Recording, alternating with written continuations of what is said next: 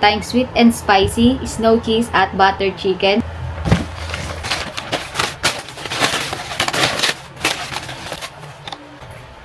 Sauce. Meron tayo ditong mandu. Beef kimbap yata daw. Yan ang wow. Ito mga ating tokboki nila, sobrang sarap din ito, promise. Tignan nyo naman, walang katapong-tapon kapag pinadeliver natin kasi nakabalot pa ng cling wrap.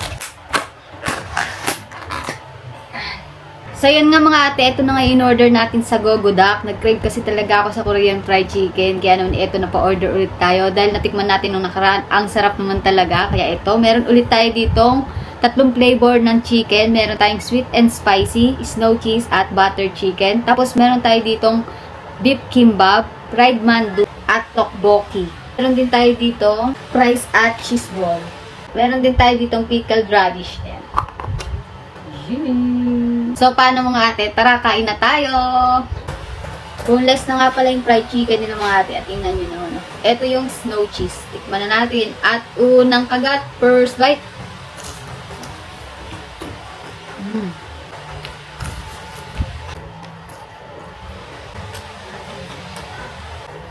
Juicy yung loob ng chicken. So, kahit ang layo ng pinanggalingan nito mga ate, nakarating pa rin sa atin ng crispy. Natatakot ako bakit matanggal na naman ako ng bracket. Sarap.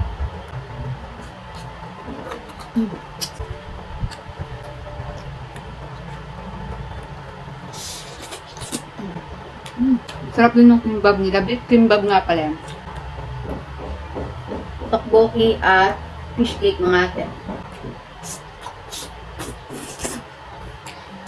Ang sarap talaga nito. Sweet and spicy.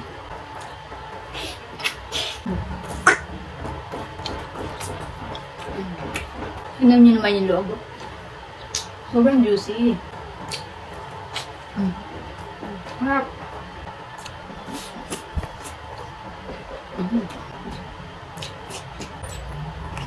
Ito naman yung butter cheese.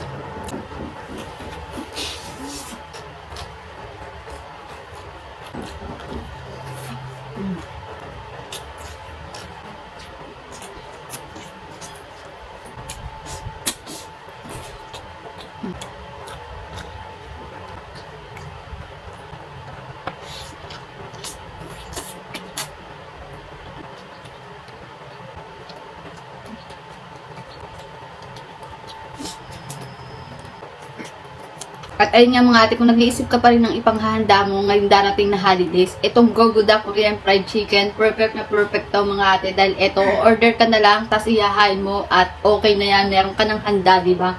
Ang sasarap na itong lahat na to mga ate, promise. Ay mga ate, yung isang set na to, may kasama na rin siyang isang 1.5 na coke.